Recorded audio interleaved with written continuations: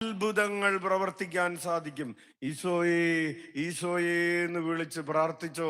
നിങ്ങൾ ഇവിടെ ഈശോയെ എന്ന് വിളിക്കുമ്പോ ദൂരെ അത്ഭുതങ്ങൾ സംഭവിക്കും. അച്ഛൻ ഏറ്റവും ഒടുവിൽ ഓർക്കുന്നൊരു അത്ഭുതം, തളിപ്പറമ്പിൽ നിന്നൊരു സഹോദരി. നിങ്ങൾ വാർത്തയിലെങ്കിലും കേട്ടിട്ടുണ്ടാവും, തളിപ്പറമ്പ് എന്നൊക്കെ കേട്ടിട്ടുണ്ടാവില്ലേ? കണ്ണൂരുള്ള തളിപ്പറമ്പിൽ നിന്നുള്ളൊരു സഹോദരി വന്നു. ഇവള് കൊച്ചിനെ പ്രസവിച്ചിട്ട് 6-ാം ദിവസമായിട്ടുള്ളൂ. കൊച്ചവിടെ? കൊച്ചു വെന്റിലേറ്ററിൽ കിടക്കുകയാണ്. കണ്ണൂര് മിംസ് ആശുപത്രിയിൽ നിന്ന് അച്ഛന്റെ ആശ്രമത്തിലേക്ക് 65 കിലോമീറ്ററോളമുണ്ട്.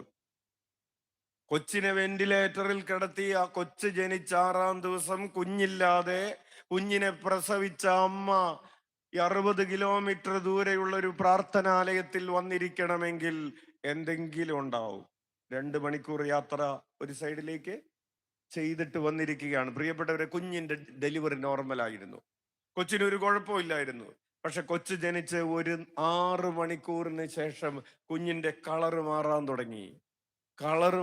തുടങ്ങി. പെട്ടെന്ന് ഡോക്ടറെ കാണിച്ചു കഴിഞ്ഞപ്പോൾ അവർ NICUലേക്ക് കൊണ്ടുപോയി ലൈറ്റ് കൊടുത്തു. കുഞ്ഞിന്റെ സാച്ചുറേഷൻ താഴ്ന്നുപോയി, 60% എത്തി. പിന്നെ അവർ വെന്റിലേറ്ററിലിട്ടു. കളർ മാറിക്കൊണ്ടിരിക്കുന്നു. പെട്ടെന്ന് കാര്യങ്ങളൊക്കെ തകിടം മറിയുന്നു. ഇവര് പിറ്റേ ദിവസം 2-ാം ദിവസം പറയുകയാണ് കുഞ്ഞും ഡേഞ്ചറാണ്. 3-ാം ദിവസം പറയാണ് പ്രതീക്ഷിക്കണ്ട. 4-ാം ദിവസം പറയാണ് ഞങ്ങളുടെ കൈ വിട്ടുപോയി. അങ്ങനെ പറഞ്ഞുകൊണ്ടിരിക്കുന്ന ഈ 2, 3, 4, 5 ദിവസങ്ങള് ഇവര് ഈ വെന്റിലേറ്ററിന്റെ മുമ്പില് അടുത്ത വാർത്തയ്ക്ക് വേണ്ടി കാത്തിരിക്കുകയാണ്. ചായ കുടിക്കാതെ, ചോറ് തിന്നാതെ, രാത്രി ഉറങ്ങാതെ. കൊച്ചു വെന്റിലേറ്ററിൽ കിടക്കുമ്പോ അമ്മക്ക് കിടന്നുറങ്ങാൻ പറ്റുമോ? അമ്മക്ക് നല്ല, വീട്ടുകാർക്കും ഉറക്കമില്ല. എല്ലാവരും ഈ ICUയുടെ മുമ്പിൽ ഇങ്ങനെ നിൽക്കാണ് അടുത്ത വാർത്തയ്ക്ക്.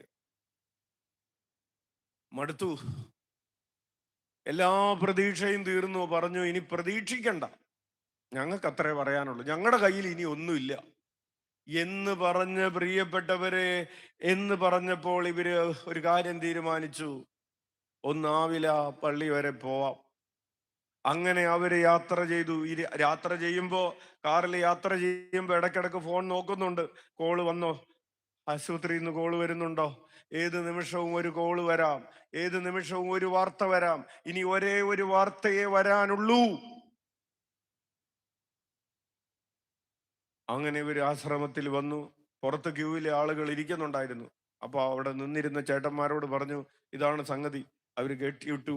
മുറിയിൽ വന്നു. അച്ഛൻ പറഞ്ഞു, നിങ്ങൾ ഒരു കാര്യം ചെയ്യ്, അവിടെ ബന്ധിതനായ ഈശോയുടെ രൂപമുണ്ട്, അവിടെ പോയി നിന്നിട്ട് ഈശോയെ ഈശോയെ എന്ന് വിളിക്ക്. ദിവ്യകാരുണ്യം എഴുന്നള്ളിച്ച് വെച്ചിട്ടുണ്ട്, അവിടെ പോയി ഈശോയെ എന്ന് വിളിക്ക്. 33 പ്രാവശ്യം ചൊല്ലാനുള്ള പ്രാർത്ഥന ചൊല്ല്. മടങ്ങി തിരിച്ചു പോകുമ്പോഴൊക്കെ ഈശോയെ എന്ന് വിളിച്ച് പ്രാർത്ഥിച്ചിട്ട് പോ. ഇവര് വരുന്നത്, പ്രിയപ്പെട്ടവരെ, അച്ഛന്റെ ഓർമ്മ ശരിയാണെങ്കിൽ ഒരു തിങ്കളാഴ്ചയാണെന്നാണ് അച്ഛൻ ഓർക്കുന്നത്. 6-ാം ദിവസം അച്ഛൻ പറഞ്ഞു, നിങ്ങള് വരുന്ന വ്യാഴാഴ്ച കൊച്ചിനെയും കൊണ്ട് വന്ന് സാക്ഷ്യം പറയണമെന്ന് പറഞ്ഞു. അവരോട് ഡോക്ടർ പറഞ്ഞിരിക്കുന്നത് ഇനി കുഞ്ഞിനെ പ്രതീക്ഷിക്കണ്ട എന്നാണ്. അച്ഛൻ പറഞ്ഞു, വരുന്ന വ്യാഴാഴ്ച 26-ാം തീയതി, ഫെബ്രുവരി മാസം 26-ാം തീയതി. ഇവര് വരുന്നത് ഫെബ്രുവരി 24, ചൊവ്വാഴ്ച 24-ാം തീയതി ഇവര് വരുന്നു. അച്ഛൻ പറഞ്ഞു, 26-ാം തീയതി കൊച്ചിനെയും കൊണ്ടുവന്ന് സാക്ഷ്യം പറയാൻ നേർന്ന് പ്രാർത്ഥിച്ചോളാൻ പറഞ്ഞു. അവര് മുഖത്തേക്ക് നോക്കിയ, ഒന്നും നോക്കണ്ട, നിങ്ങൾ പ്രാർത്ഥിച്ചോളാൻ പറഞ്ഞു. 24 കഴിഞ്ഞ് 25-ാം തീയതി, പ്രിയപ്പെട്ടവരെ, കൊച്ചിനെ വെന്റിലേറ്ററിൽ നിന്ന് മുറിയിലേക്ക് മാറ്റി.